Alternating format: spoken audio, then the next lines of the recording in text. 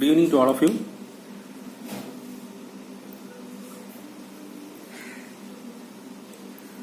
Yes.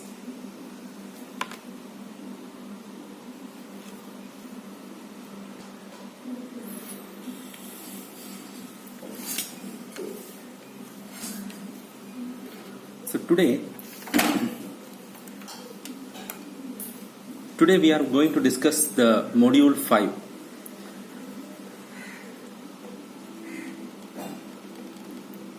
That is regarding with the input and output devices. That is, for example, the sensor and the transducer.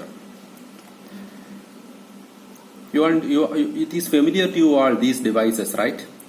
The sensor is something which sends certain signals, and then what is a transducer? It converts one form of signal to another signal, right? Can you give one example for a sensor? Yes. Good evening all. Can you give one example for a sensor? Anybody? Yes. I got one answer from Nidin. Yeah, light sensor. Okay, fine. Then, anything like that?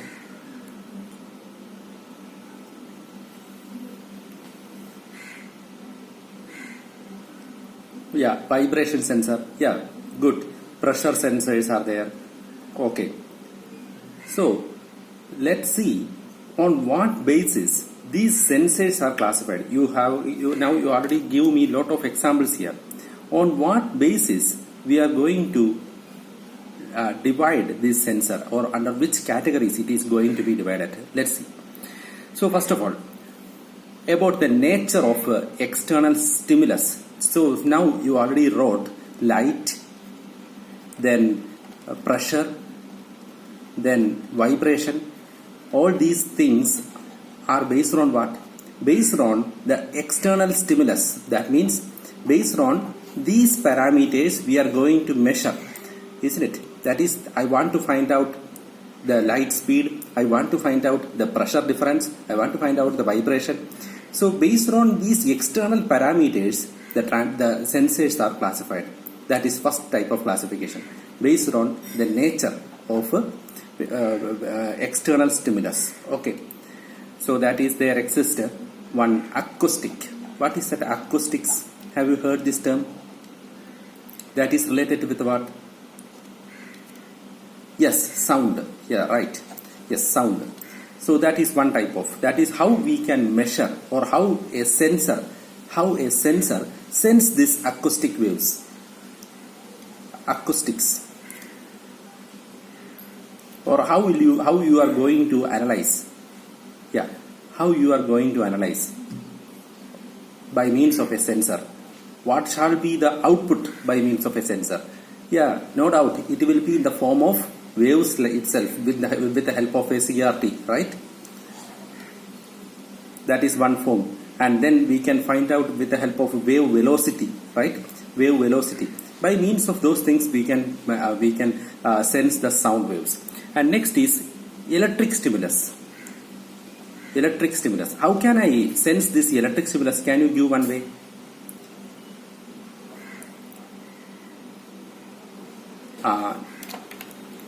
Can anybody of you please type? Nikhil, please refresh your page. Here. Yeah, electric can be determined by means of, I got one of the answer like pulses. Okay, right. What parameter you are going to check by using the electric, or in what way you are going to sense this? By using the variation of current, right? Variation of a voltage, isn't it? The variation of a electric field. By means of these parameters you are going to measure with the help of a sensor. Am I right? Yes. Next is magnetic. A sensor will sense the magnetic property. Which property it will check? Yeah, it will check. You might have heard about the flux, right? Field. These are the parameters this magnetic sensor will check, right? And next is, what about the optical stimulus? Optical.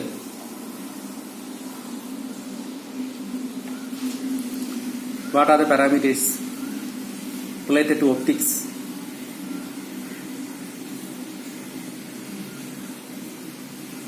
Any idea? Yeah, reflection, right? Reflection is there, then absorption is there. Based on that, yeah, the optical sensors will work, right? Then the load number of parameters are there for mechanical sensors. Mechanical sensors. Can you guess which are the parameters? Yeah, the position, right? By means of a switch we can find out. Then acceleration, then revolutions per minute you might have used in the laboratories, tachometer. Then anything more? The pressure we can check with the help of that manometer. Am I right? So load number of things you can find out with the help of what? The mechanical sensors. So this is how the sensors are classified based on what? Based on the nature of external stimulus. Is it clear to all of you?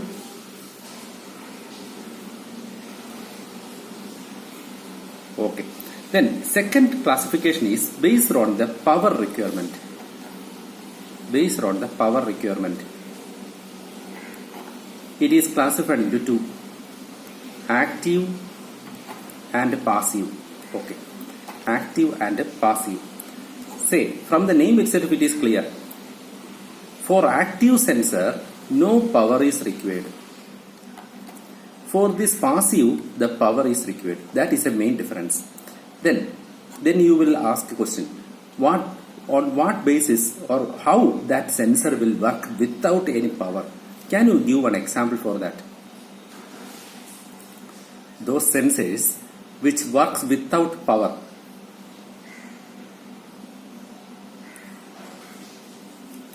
You can measure the required value also. What about the thermometer? You might have noticed that. What about the mercury thermometer? Will it require any power for working it to measure the temperature? Will it require any power? No need, isn't it? That is, when the temperature increases, the mercury expands, and that expansion is calibrated to the temperature there, right? On the cylindrical tube there.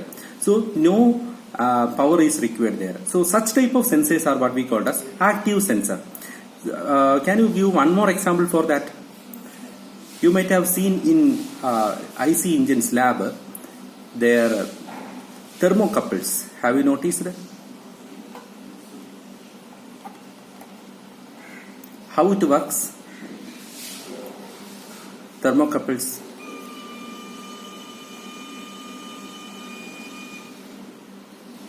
How the thermocouple works? It consists of one end of the rod is connected to the hot region, the other end is connected to the cold region, right? A metal piece, right? Only that much. That temperature difference will produce what? Will produce EMF. Is it require any power? No power is required, right? No power is required. Isn't it? For this case also no power is required. So that is what we call as the active sensor. Is it clear to all? The active sensors? Yes. What about then passive? The power is required for working of these things. Say digital weighing machine. A digital weighing machine. Will it works without a battery? No, it will not. It requires a battery to work, isn't it? So that is an example of that passive transducer. Up to this clear to all? So we discussed right now the classification of sensors. The first classification is based on the nature of external stimulus. The second is based on the power. Yes. Based on the power requirement. Okay. Next is based on the type of output.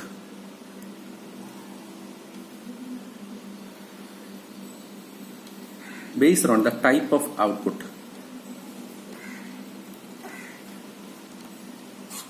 Based on the type of output. Yeah.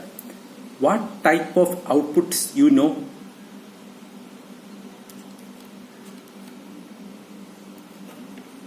Most of you have seen digital displays, isn't it? Digital output. Now you can guess what is another type of output.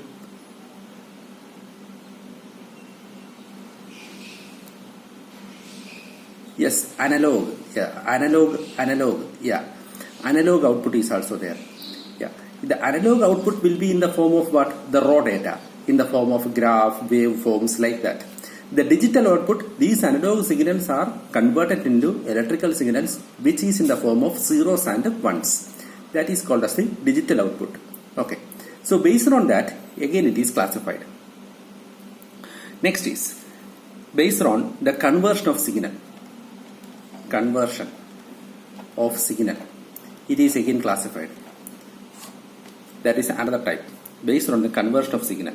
First one is primary and second one is secondary.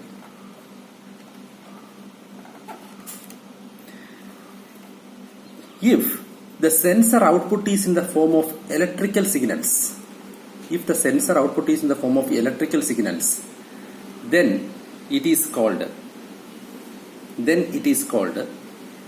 primary sensor. Okay, can you give an example?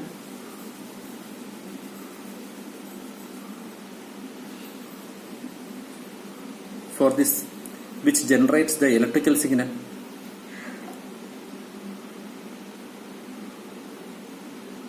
You might have learned in +2 classes about the potentiometer.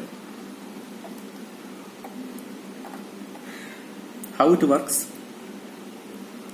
It is based on the resistance, right? Can all of you hear me? It is based on the resistance, isn't it? So that is what? That is directly giving an electrical signal there. We can use that for checking the position, displacement, those things. Okay. Then any other example other than this? Do you know how that battery watches works?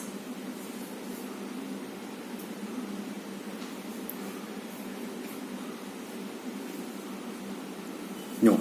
There exists a battery. Yeah, there exists a quartz there, right? There exists a material called as quartz. What is the speciality of that quartz there? The quartz is a piezoelectric material. Piezoelectric material. Have you heard this? Piezoelectric material. What is speciality of this piezoelectric material? Yeah, that means when I give certain deformation to this material, it will give what? It will produce EMF. Okay, it will produce EMF. That is here output is what? Electricity is produced there. To check how much mechanical forces are there, yeah, we got the electrical output here. That is an example of what? The primary sensor. Then secondary means the output is in the form of displacement, then strain, etc. Then that has to be converted into electrical signals. That is what we call as secondary. That is best example is linear variable differential transformer. That you will learn today in today's class in detail. The linear variable differential transformer is an example of which one? The secondary type of transducer. Sorry, sensor. Clear to what? Okay. And the last one is based on the measurand. What is a measurand?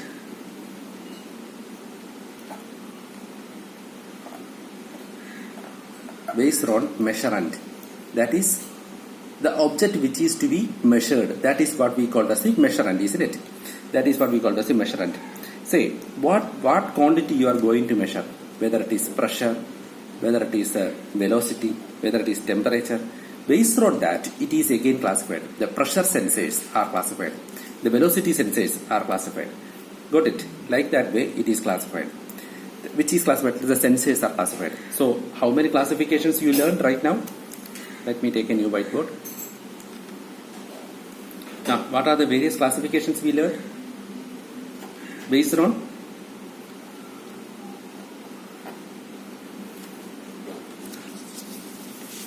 based on the nature of what? External stimulus.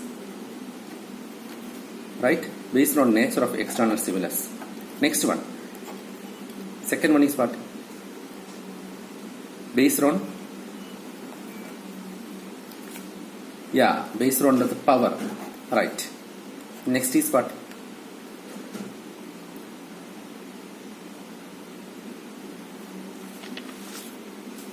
Yes, based on the output.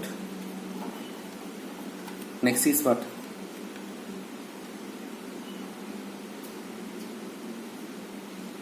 Yes, based on the signal it is classified. Then last one is what? Yes. Yeah. Yes, based on the measurement. Yeah. There, Asram says that the signal is, the output is classified into, yes, analog and digital. The signal is classified into what? Based on the signal it is classified into, yes, primary and secondary. Okay. Then based on the power it is classified into,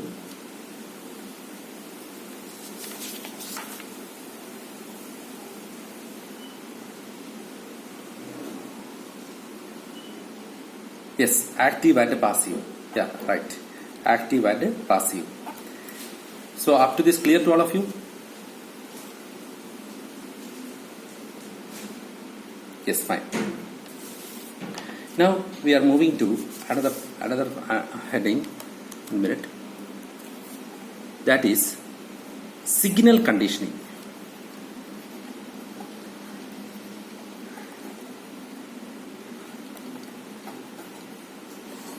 See, the sensor is kept over here. This is the sensor. And here is the actuator. What is an actuator? That is simply a motor or a mechanical device which has to take the action. Okay? Which has to take the action. Say in the case of your car itself, you might have seen the reverse sensor to check the distance between a wall and the car, right?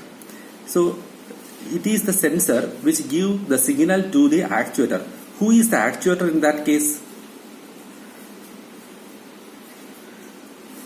Actuator is producing that beep beep sound there. Got it? That is the actuator there. Is it clear to all? So, will that sensor gives the direct signal to the actuator? No. In between that, there exists a transducer is there. What is a transducer? It is simply a transformer itself. Then what is a transformer? It is one in which converts one form of energy to another form. That is what we call as the transformer. Got it? One form of energy is converted into another form of energy. You might have heard about step down and step up transformers. What is that? Yes, the voltage intensity is reduced in the case of step down. Voltage intensity is increased in the case of step up. Same way, the transducer is also converting one form of signal to another signal. Say, sometimes it is a displacement sensor. Yeah, it is this transducer which converts that displacement signals to electric signals, and that electric signal is given to the actuator. Okay, so like that way it works. But you can see that the sensor signals has to travel from this place to this place. That is, this much distance it has to travel. So what is required in electronics? According to the language of electronics, we have to say it is modulation, isn't it? You might have learned in industrial electronics. It is named as modulation. Otherwise, in this case, we have to call that as amplification.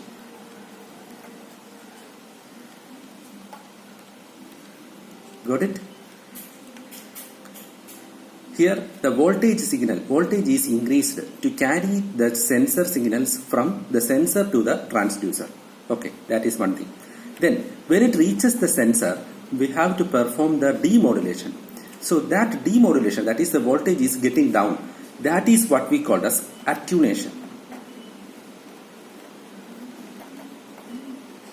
That is second step. Okay. Next is we are getting a sensor which is a laser. That is, the signal obtained is in the form of light waves.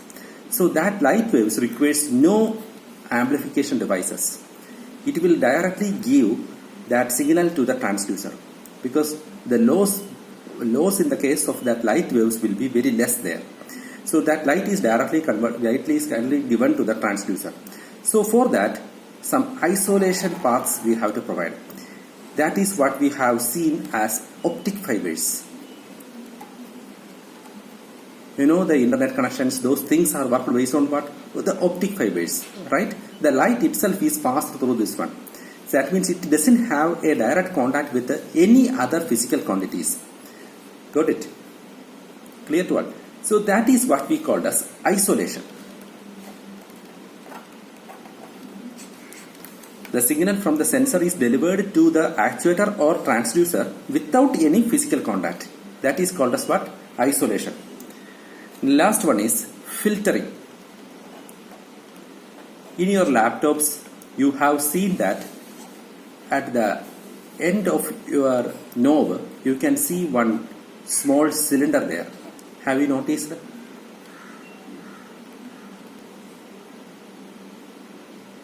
Yes, that is what we call as filter.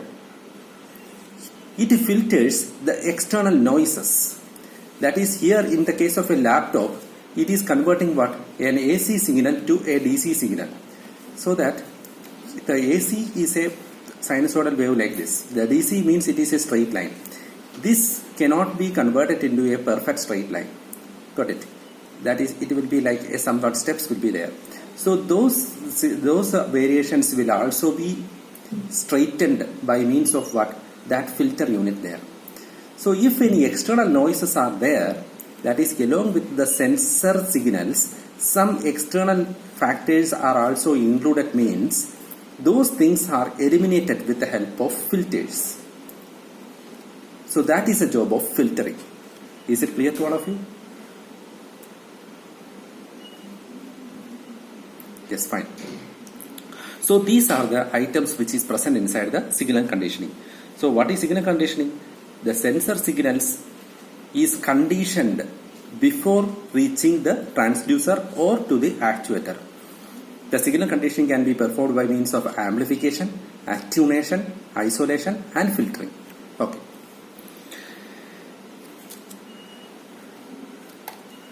Now we are moving to another one, that is, simply we can say it as the output, that is readout. The readout recording. That is simply the output. You might have seen in electronic laboratories as well as in hospitals, to check the pulse, you can see that one CRT is working over there, right? Which shows the pattern, isn't it? So those things are what? Readout recording. That means display devices. Simply the display devices or output devices. Okay. Sometimes that will be this will be converted into zeros and ones and is stored inside the memory of the computer. That is another way. Okay. And some advanced type of recording, that is with the help of a certain processor and controllers. That is, nowadays you have seen the AI vehicles. What is AI vehicles? Artificial intelligence vehicles, right? Artificial intelligence vehicles that work with the help of genetic algorithm, neural networks, etc.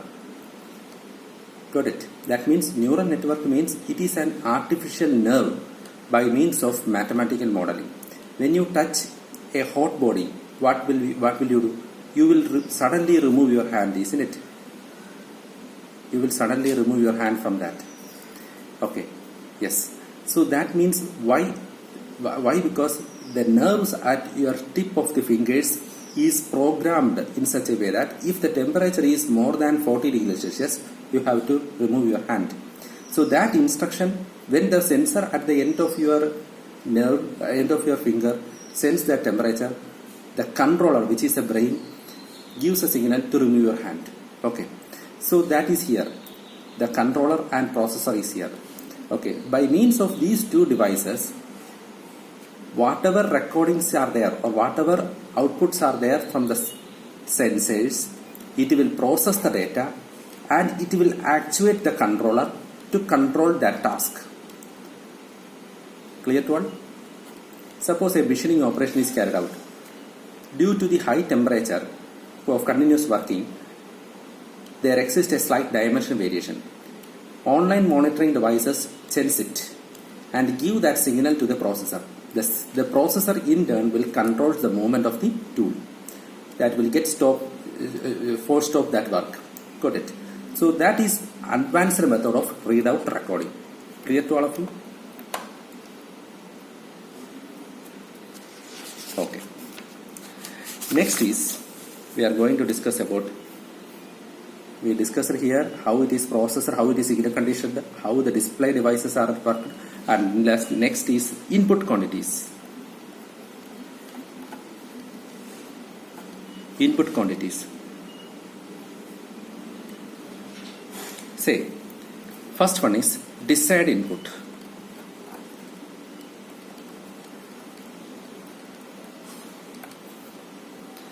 Suppose I want to check my body weight.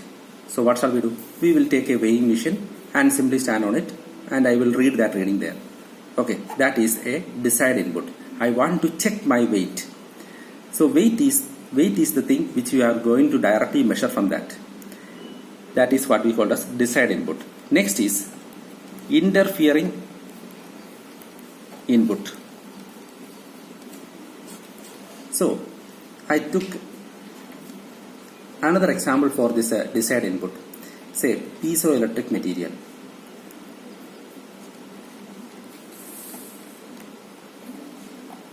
Already I discussed that. That is, it is used to find out how much mechanical deformation is there on that material, isn't it? So I got the value in the form of EMF. I got.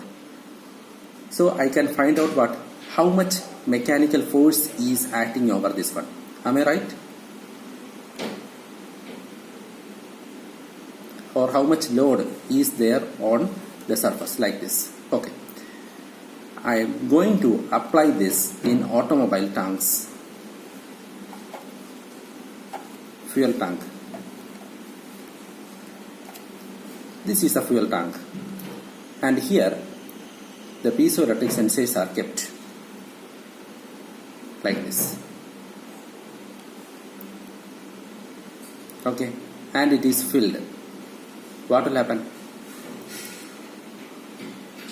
This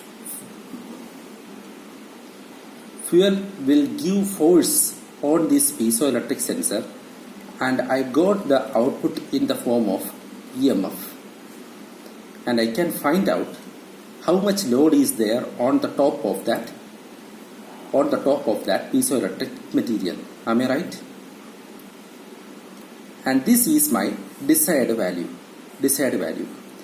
Along with that, with the help of this desired value, I can find out what is the level of that inside that tank. Am I right? With the help of this output, we can measure the level of fuel also. No need of placing a float over there. With the help of this sensor itself, we can measure that also. That is what we call as interfering input. That is, I want to find out the level of fuel. That is an interfering input, not a direct input. The direct thing is, you are finding out the weight. Next is modifying input.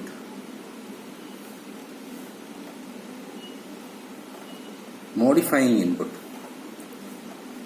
The same example we can take. The car is going on a hill. What happens to the tank? It will be in the inclined position, right? And the fuel will be more over here like this. So what happens to my sensor readings? The sensor readings will show some vague value, right? That means it will not give us the correct value. So that has to be reprogrammed. If the car is in inclined position, that much value has to be added. That much error, zero error has to be added into that required value. That is what we call as modifying input based on the position. That is, position is the modifying input. Clear to all? So based on the input, it is classified into desired, interfering and modifying. Up to this clear to all of you? Okay, fine.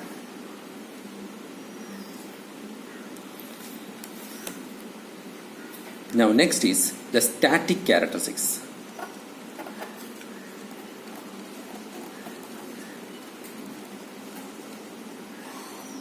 Static characteristics. In the static characteristics of that measuring instrument consist of accuracy, precision, repeatability, reproducibility, sensitivity, calibration, then drift, resolution, threshold, hysteresis. Out of this, you already learned these much topics in the first module, right? Accuracy is degree of closeness to the true value. Precision is, yes, again that same measurement is obtained. The two steps are there for repeatability and reproducibility. Sensitivity, yes, that is how much sensitive that instrument is. You know that graph is also plotted. Calibration, the primary, secondary, tertiary calibration. These things we already discussed. Other than this, the static characteristics include drift, resolution, threshold and hysteresis. So, if the question is asked, what are the various static characteristics of an measuring instrument, then you have to write all these things. Clear? Okay. When I give the note, I give the notes for only these four things. And it is written there, for these things you have to refer the module 1 note. Okay? Refer it and keep it there also. Okay, fine. Now, so first of all, we are going to discuss about drift.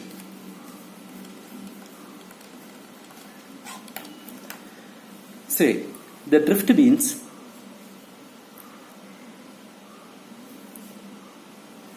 I am going to check the dimension by using a vernier caliper. And I got the value as 40.25. The same operator, by using the same instrument, after 1 hour, again it is measured. It is showing 40.25. After 5 hours, it is showing 40.35. From that, what you can infer? That is the same operator, the same instrument it is using. After 5 hours, it requires what? Recalibration. Am I right? After 5 hours, it requires recalibration. Am I right? Because of the environmental condition, the accuracy of that instrument is varying. Like that conclusion we get. So such type of variation is called as drift. There exists different type of drift is there. The first one is zero drift. See, if I am using an electronic instrument for nearly 10 hours, I lose the accuracy. Because of what? Can you guess? I am using an electronic instrument for nearly 10 hours. I lose the accuracy after 10 hours. Why? Can you guess? After keeping it constant for nearly 5 hours, again it will show the correct value. Yeah, external noises influence this one. That is temperature. If you are constantly using electronic devices, what will happen? High temperature will develop inside that. That high temperature give adverse effect on these output values, right? The measuring values, right? So that is an important factor. So such type of drift due to the external factors is called as zero drift. Clear to all of you?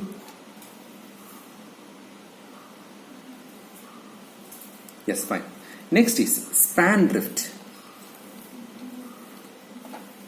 Span drift. So from the name itself it is clear. Some span is there. That is when you check the weight, the body weight by using certain analog weighing machines, you can see that when I weigh 5 kilogram, it shows 5.5.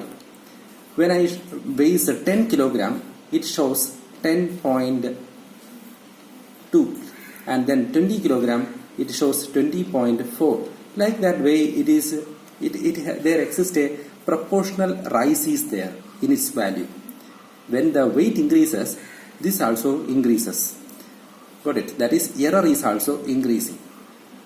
With a particular span itself, it is increasing. That is what we call as the span drift. Say for example, instead of 5 kg, it shows 7 kg. Then for 10 kg, it shows 14 kg. Like that. That is plus 2 is again added. For 20 kg, again. Like that way it is going on. That is what we call as the span drift. There exists a proportional difference. Clear to all of you?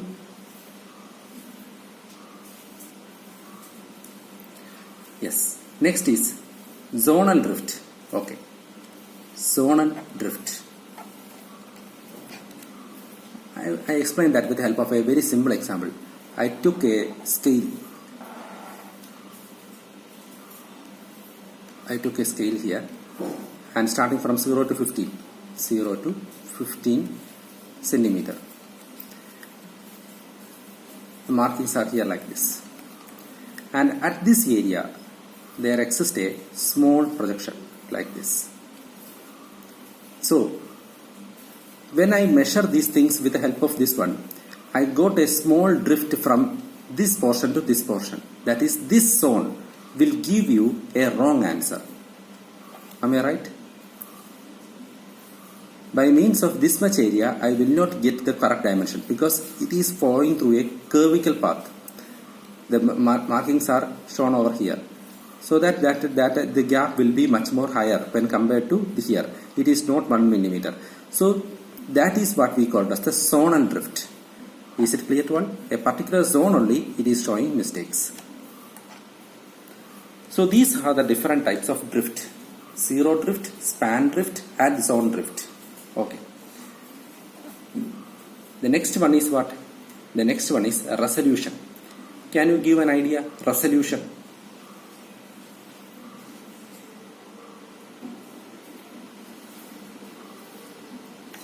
Resolution.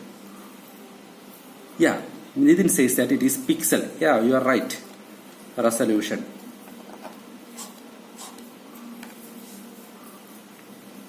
That is, if you are taking a pixel means the small, if I take a square means it is a very small number. Small means what? Yeah, the clarity of the image will be much more higher. That is what you name it as with the help of pixel, isn't it?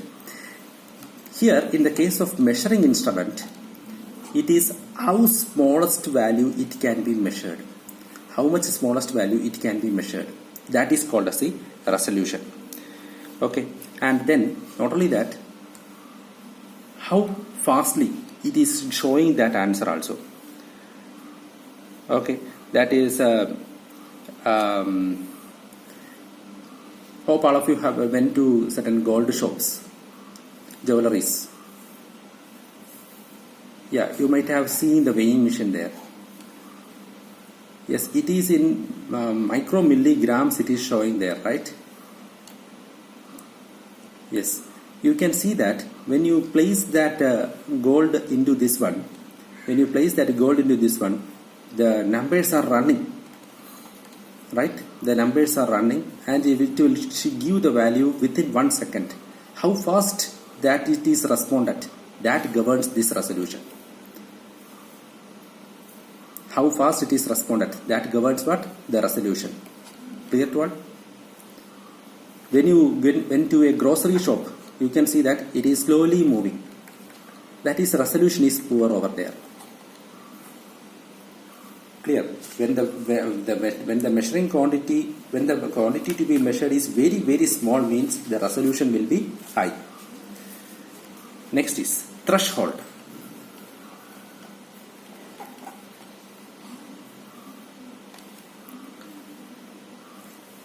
I am going to weigh this gold in a grocery shop. I am going to weigh this gold in a weighing machine in the grocery shop. What will happen?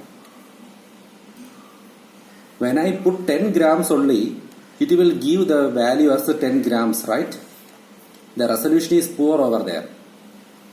That means this machine will show, the resolution is low. That is, after 0, the first value will be what? 10 gram. That is, for 1 gram, will it show any result? No. Up to 9 grams, it will not show any result. That is what we call as threshold. That is what we call as threshold. The minimum, the value of input that can be measured. That is 10 gram. In this instrument, only 10 gram can be measured. That is called as the threshold. Clear to all?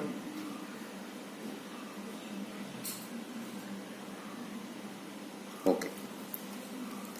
Next is hysteresis. You might have learned the magnetic hysteresis, right?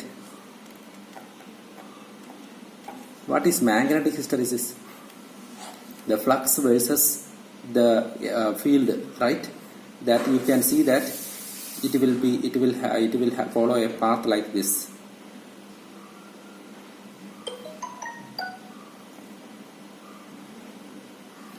Right? That is when the magnet is demagnetized, it will not become 0. The magnetic power still is present over there, right? And it will get 0 over when it reaches downward. That is what we call as the hysteresis. Same way, in the case of measuring instruments also, hysteresis we can find out. So for that, I took a weighing machine. Any measuring instrument I took, I here explained with the help of an example here.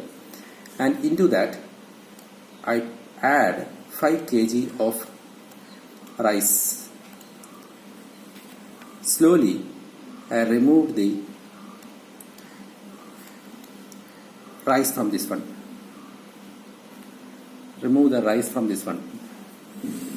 Remove, that is 1 kg is removed. Okay. When I remove the 1 kg from this one, instead of showing 4 kg, it is shown it as 3.9. Again, I remove the 2 kg. Okay. Then instead of showing 3, it is showing, say, sometimes 2.97. Like that it is showing. That means you can see that there exists a difference between the actual and the measured value. Similarly, when you are increasing the weight also, you can see that same difference. The same rice is given back to the machine. Then it will show, when I put all the rice into this one, I can see that it is nearly 5.2 kg. Instead of 5 kg, it is shown as 5.2 kg. That is what we call as hysteresis. When you are increasing or decreasing that load, there exists a difference in the measured value. That difference is what we call as hysteresis. Clear to all of you? Yes, fine. Next is dynamic characteristics.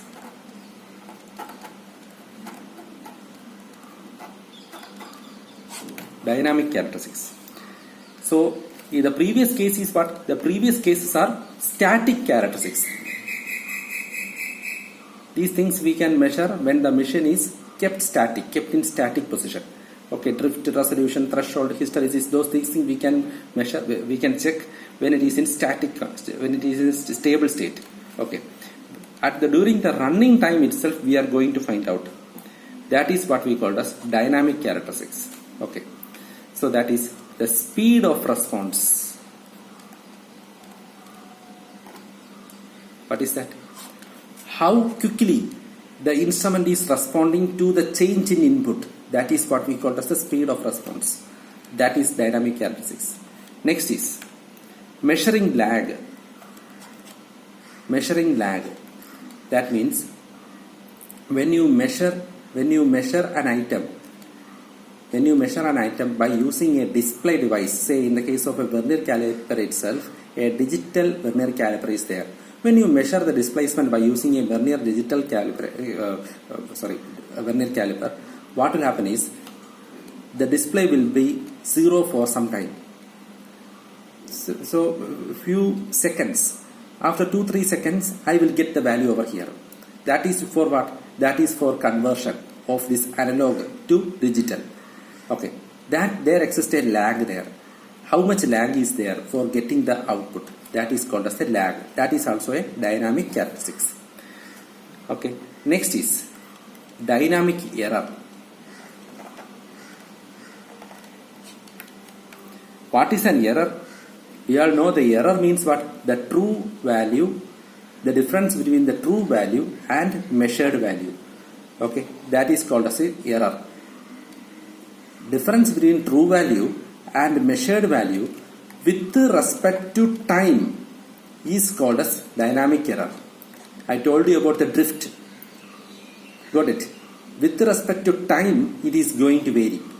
The drift error, with respect to time, it is varying. That is what we call as dynamic error. The difference between true value and measured value with respect to time is called as what? Dynamic error. Clear to all? Okay. Next is fidelity.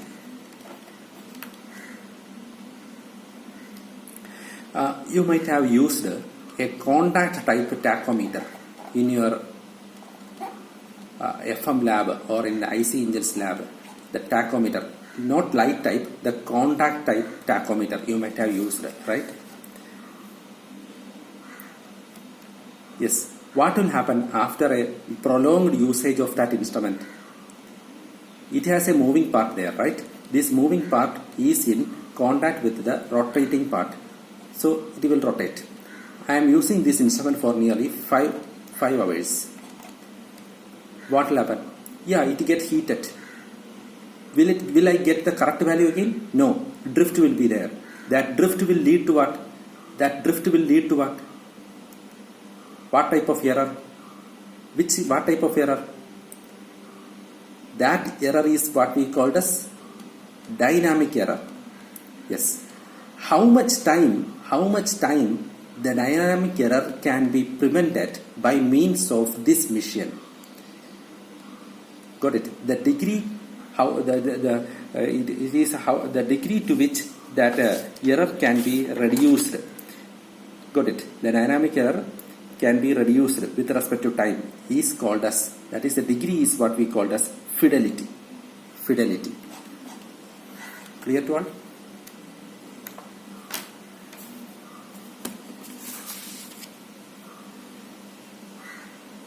Okay.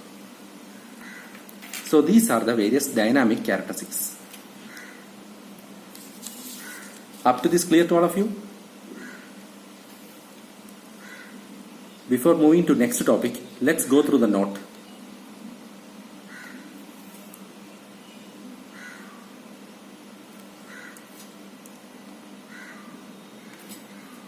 So what is a sensor? Yeah, it converts external stimulus is converted into a signal. Okay, it can be recorded. So how the sensors are classified? Yes, you can see that based on the nature of external stimulus. Yes, acoustic stimulus, electric, magnetic, optical, thermal and mechanical stimulus is there. So far we explained those things. Next is based on what? The power requirement. It is classified as active and passive sensor. Yes, in the case of active, yeah, self-generating, that is no need of power supply. Next one is based on the output, analog and digital. Next is what? Based on the conversion of signal, primary and secondary, based on the measurement. Next is signal conditioning. Yes, these are the terms. Amplification, that is to to reduce the signal to noise ratio, the voltage level is increased to carry the signal from the sensor to the transducer. Attenuation means opposite of amplification, reduce the voltage. Isolation, no physical contact with other devices. Yeah, it is directly sent to the transducer. Next is what? The filtering, that is external noises are removed over there. Readout recording, yeah, you can see that it can record the data digitally.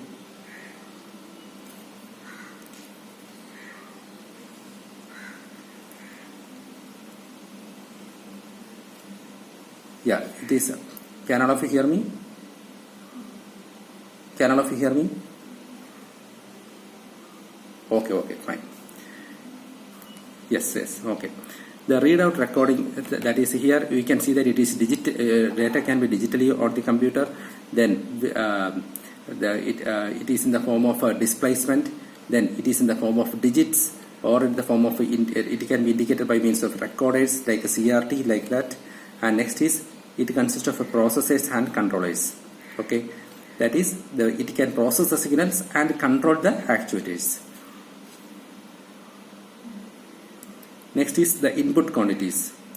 Okay, based on the input quantities, again it is classified into desired, interfering, and then modifying input.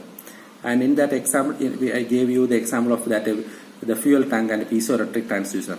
The piezoelectric transducer, yeah, mechanical deformation, and hence the load.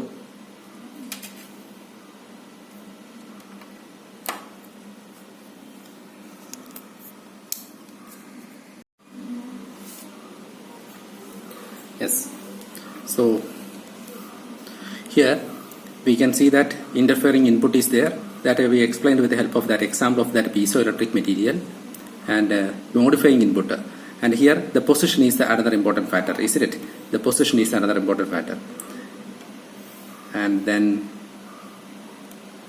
we have seen the static characteristics. Here it is noted there, the accuracy, precision, repeatability, sensitivity, reproducibility, calibration. Those things we explained in the module 1. Refer that note. Okay. And then another one is a drift, and then zero drift, span drift, zonal drift. These three drifts are there. We explained here. Next is the resolution. Yes, that is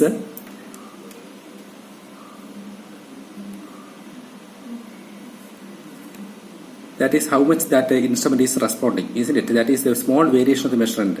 The measurement that can be checked by using that instrument, that is called as the resolution.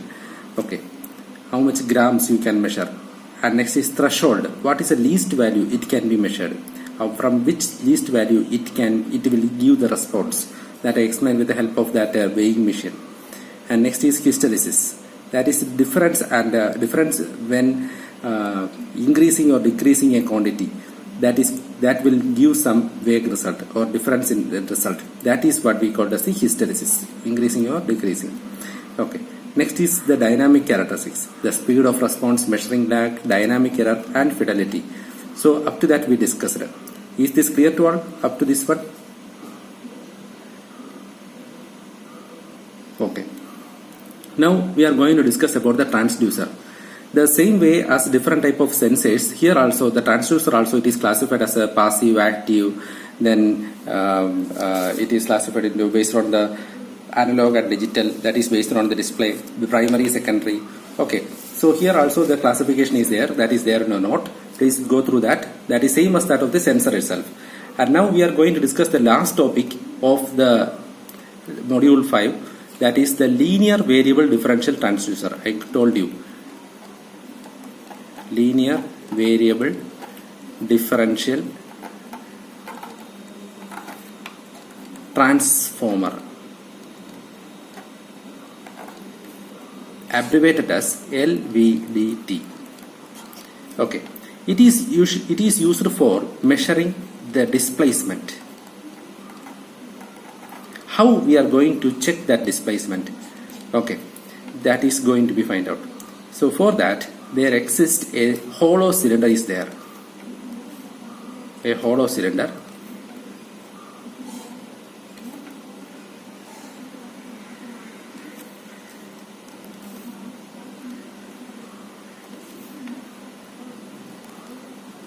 In that hollow cylinder,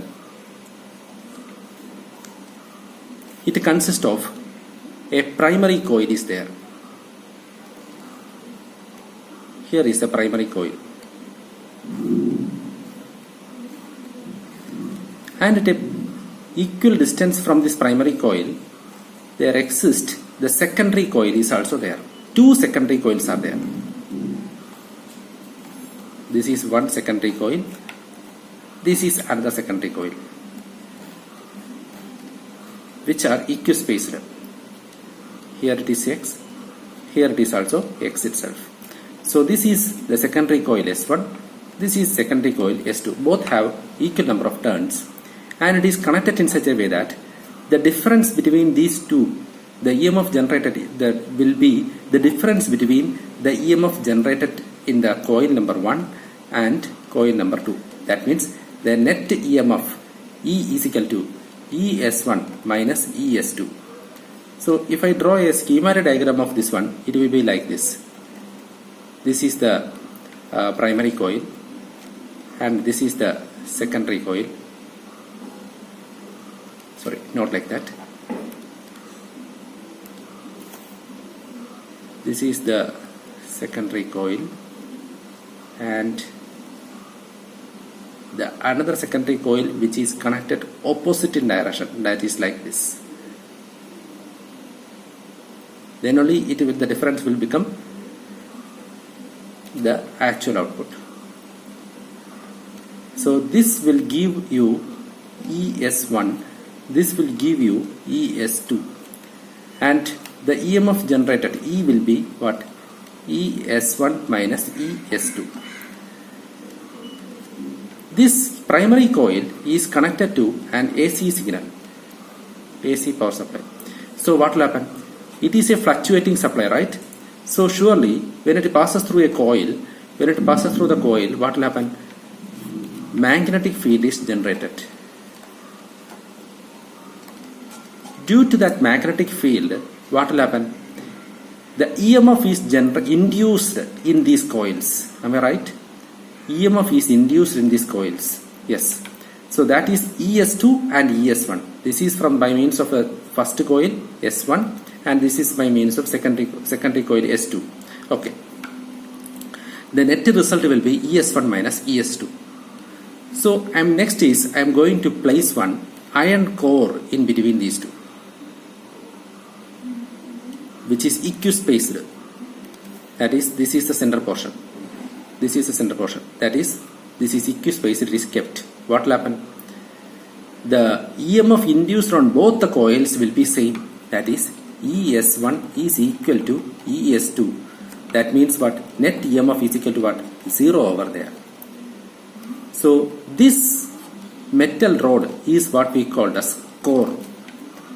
This core is extended like this.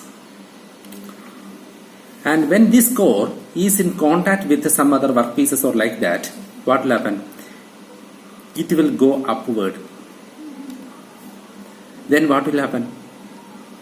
More EMF will be induced on this secondary coil, the S2 secondary coil. Am I right? The more EMF will be induced on S2 secondary coil. Isn't it? So that means what?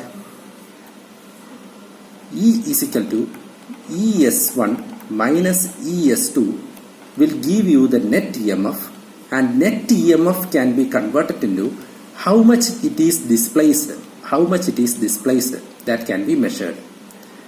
Clear? How much it is displaced, that can be measured with the help of that E. Then I want to check whether it is moving upward or downward, whether there is a hill or whether there is a valley. That you have to find out. How? By means of this sign. ES1 minus ES2 will be what? A negative. Am I right? By means of this polarity and by means of this magnitude, I can find out what? The position as well as the displacement. Clear? Similarly, if there exists a valley, what happens to this core? Will move downward. What will happen? ES1 will give a higher value. What is E then? E is equal to ES1 minus ES2 is what? Is a positive one. Am I right? Is a positive one. So from here I got the output, yes, and from here I got the polarity. Very easily you can find out the position as well as the value also. Clear to all of you? So this is how that LVDT works. So detailed note is given there. Now you got an idea, right? Here you can see that this is the core. This is the core, and here this is the hollow cylinder, and here is the primary coil, here is the secondary coils, and then you can see the schematic diagram also there. This is the core over there. When it is kept in this position like this, yeah, the EMF generated will be equal to 0. Okay. Is it clear to all of you?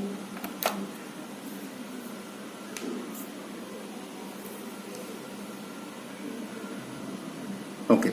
And 10 to 12 students have yet to submit that first assignment. Please cooperate with me. Please submit that assignment today itself. And by today night, I will upload this note, the video, as well as the second assignment questions also. Sorry, third assignment questions also, which comprises of the fifth module topics. That is today's class topics. Is this topic clear to all of you?